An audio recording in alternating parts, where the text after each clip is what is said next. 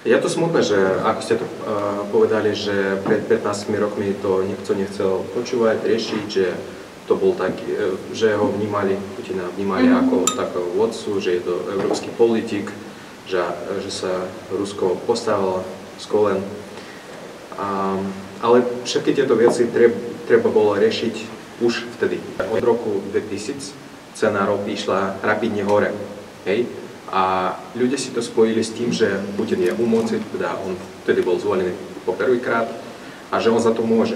A tá životná úroveň išla rapidne hore tiež.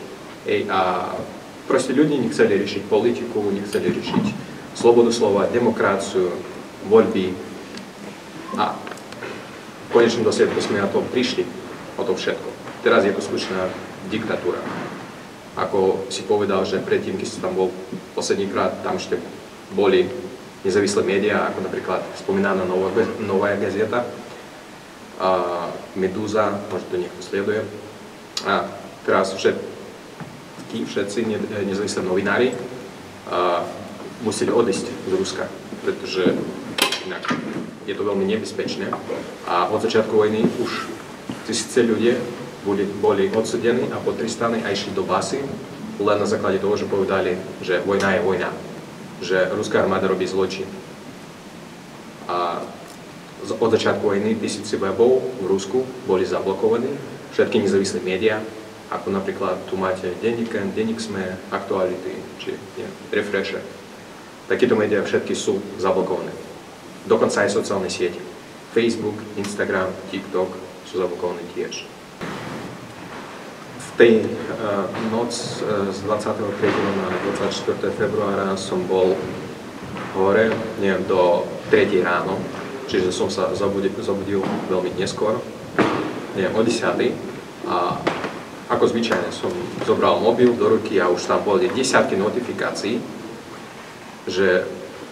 pretože možno si pamätáte, že Rusko začalo bombardovať Ukrajinu o 5. hodine alebo o 4. ráno.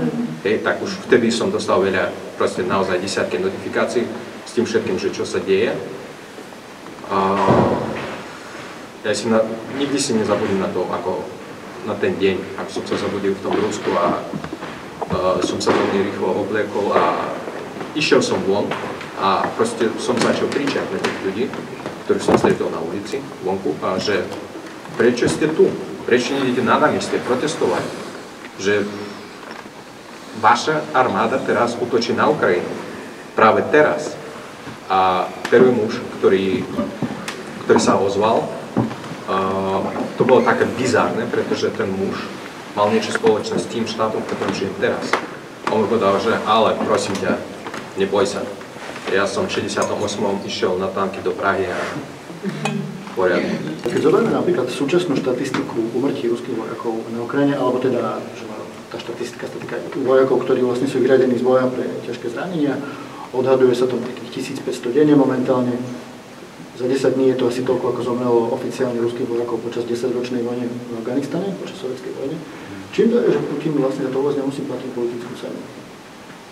Proste zdá sa, ako keby to bolo všetko. Že je to vlastne podobné číslo štatistike, ako kedy si hovoril stále. Podľa mňa žijeme v úplnej postpravde.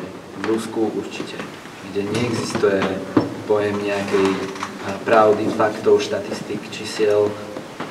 Tá reálne vojnová sociológia sa neskutočne ťažko robí, ako správne povedal, že ani tie čísla, akože verejné mienky, to nemôžeme hodnotiť, lebo v diktatúre sa žiadnym spôsobom to nedozvieš. Ja si myslím, že tí ľudia už v takom bode, že vypínam si všetky tie zlé veci, môj život je dostatočné v pohode. Teraz, keď ja si príjmem, spätne sa pozriem, čo som všetko prijal, kam ma to dovedlo.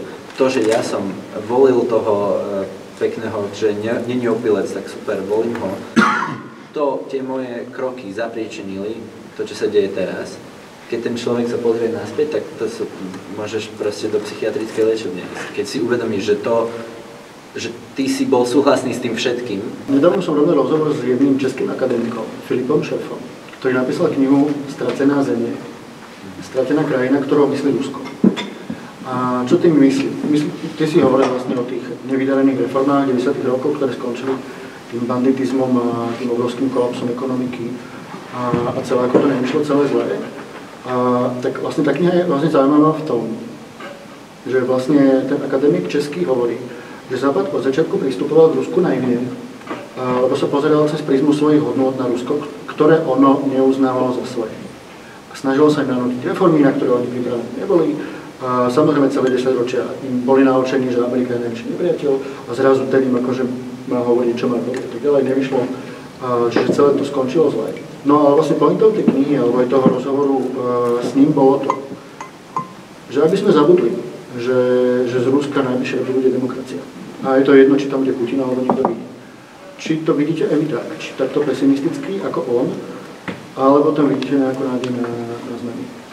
Lebo jeho jeden z základných argumentov je aj ten, že to ako vlastne tá vojna našimi ide ďalej a že ten proste represívny režim celý je tak silný a zakorenený a ešte aj to ako keby imperiálne zmýšľanie tých ľudí je proste tak uletené od tej našej civilizačne, že proste mali by sme si to uvedomiť, že proste Rusko nie je súčasťou nášho hodnotového sveta. Hodně se to opakuje a je to taková prostě fráze, jakože prostě Rusko si to, jako ten národ si to zaslouží, protože oni neumí tu demokracii a prostě potřebují tu silnou ruku toho cara a prostě to se tak jako traduje. A já jsem na to velice alergická tady na ten názor, protože jednak teda to, co jste říkal, že prostě opravdu z té Nové gazety, prostě jenom z jedných novin prostě 7 lidí, kteří nějak jako zavraždili brutálním způsobem, umučili. Potom jsou tam opravdu jako stovky, tisíce lidí, kteří sedí ve vězení, kteří jsou umučeni, ani o nich třeba nevíme. Jo? Prostě jako v tom národě je opravdu jako spousta lidí, kteří za to položili život. A přesto stejně jak ta Anna, ona přece musela vědět, že ju odkráglují, že to jako nemůže přežít a přesto to prostě dělala kvůli tomu, aby ta země byla svobodná. Takže já si myslím, že vůbec jako tenhle názor bychom si neměli dovolit jako vyslovit, protože prostě tolik lidí za to položili život, aby dokázali opak, jo? Že v Rusku prostě může být spravedlivá společnost. To je jedna věc. A druhá věc je, že když se podíváme, jakoby, jak vůbec tohle my můžeme hodnotit, my tady máme prostě demokracii už, no dobře, měli jsme prostě nějakou totalitu, jo, ale už prostě kolik jsme letos slavili, 35 let svobody a přesto jsme schopni volit do čela státu osobnosti, který vůbec nevedou zemi k demokracii, naopak vedou k totalitě.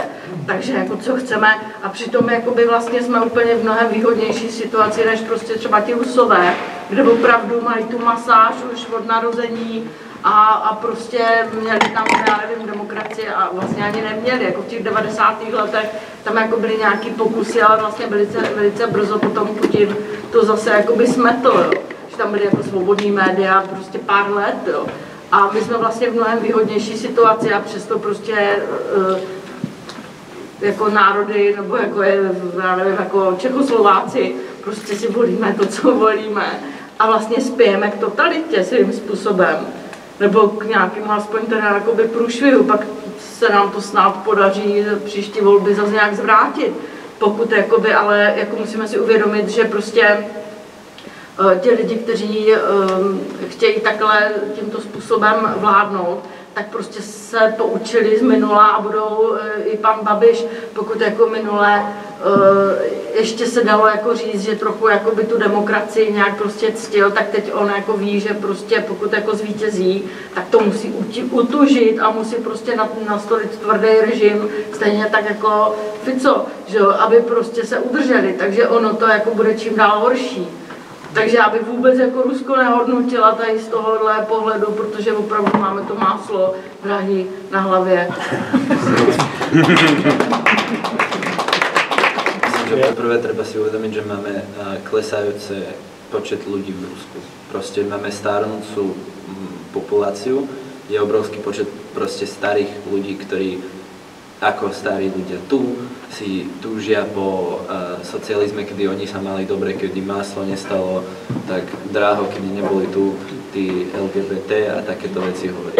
Oni sú podľa mňa sa veľmi neodlišiteľné. A po druhé, ja si myslím, že apatia A to sa dá hodnotiť ako apatiu, keď napríklad v slovenskej spoločnosti teraz, že chodia ľudia po ulici, ktorým nevadí, že sa povymenali riaditelia všetkých kultúrnych inštitúcií. Nemáš žiaden spôsob sa dozvedieť o tých veciach. Ty nemáš ako si dostávať tú informáciu. Ľudia tu si tú informáciu všetku majú ľahko dostupnú a aj tak nič nerobia. A aj tak smeruje tá krajina tam. Čiže ja úprimne v tomto bode by som sa pýtal viac akože Uja z nejakého mesta na Slovensku, než Uja v Rusku teraz. Že prečo nič nerobíš? Podľa mňa toho človeka na Slovensku si viem pochopiť menej.